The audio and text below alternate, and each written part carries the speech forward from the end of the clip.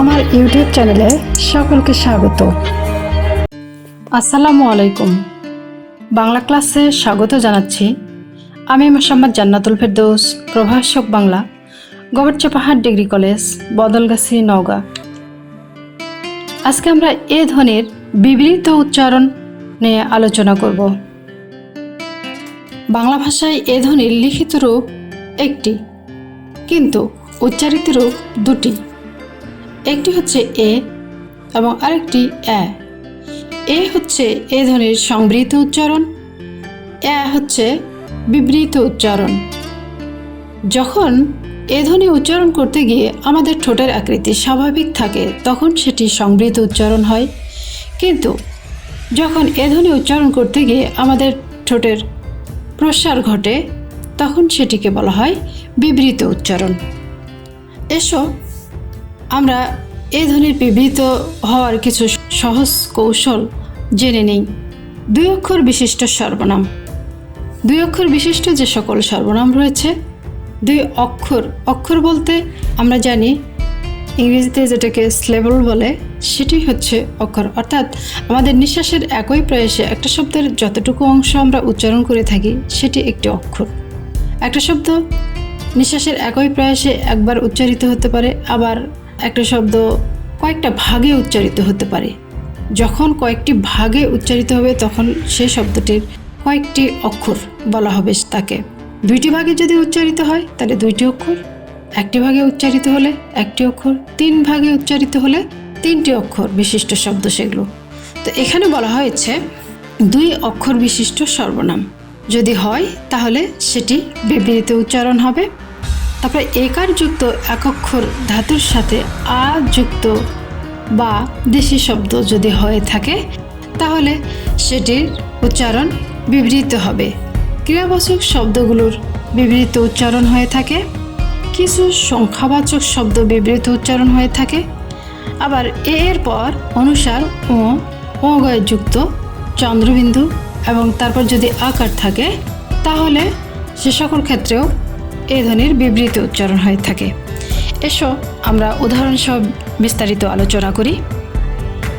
1 নম্বর নিয়মে আমরা দেখতে পাচ্ছি যে দুই অক্ষর বিশিষ্ট সর্বনামের শুরুতে এর উচ্চারণ বিবৃত হয়।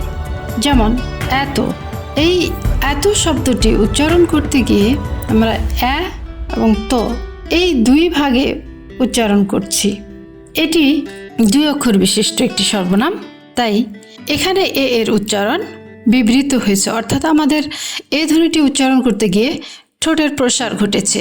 এরূপ আরও অনেক শব্দ রয়েছে, যেমন এমন, কেমন, তেমন, কেন ইত্যাদি।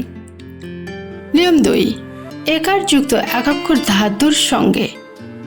আশা করি ধাতু সম্পর্কে তোমাদের ধারণা রয়েছে। ধাতু হচ্ছে ক্রিয়ার মূল, অর্থাৎ এক অক্ষর বিশিষ্ট এই ক্রিয়ামূলগুলোর সঙ্গে যদি আ প্রত্যয় যুক্ত থাকে তাহলে একারের উচ্চারণ সাধারণত এর মতো উচ্চারিত হয়, অর্থাৎ বিবৃত উচ্চারণ হয়। যেমন বেচা, এখানে বেচ ক্রিয়ার মূল, এর সঙ্গে যখন আ প্রত্যয় যুক্ত হয়েছে তখন এটির উচ্চারণ এর মতো উচ্চারিত হয়েছে, বেচা। অনুরূপভাবে ঠেলা, দেখা, এরকম আরও অনেক শব্দ রয়েছে। নিয়ম 3, দেশি শব্দে এর পর আ বা ও থাকলে একারের উচ্চারণ সাধারণত এর মতো হয়। যেমন মেলা, এখানে মিল যোগ আ, মেলা। এই শব্দগুলোতে যেমন মেলা, এরকম রয়েছে তেনা, দেওর, তেলাপোকা, খেমটা ইত্যাদি।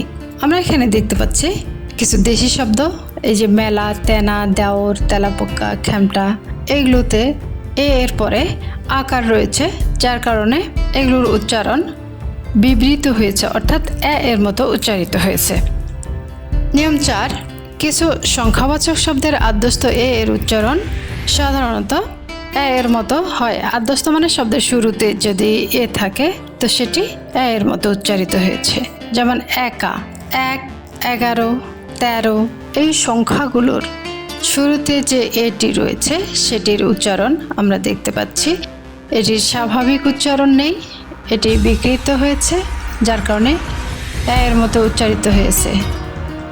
নিয়ম ৫, শব্দের আদ্যস্থ এ কিংবা একার এরপর যদি অনুস্বার ও কিংবা ও গ যুক্ত চন্দ্রবিন্দু থাকে এবং এরপর অ বা আ থাকলে এ এর উচ্চারণ বিকৃত হয়ে এ এর মতো উচ্চারিত হয়, অর্থাৎ এ এর উচ্চারণ বিবৃত হয়।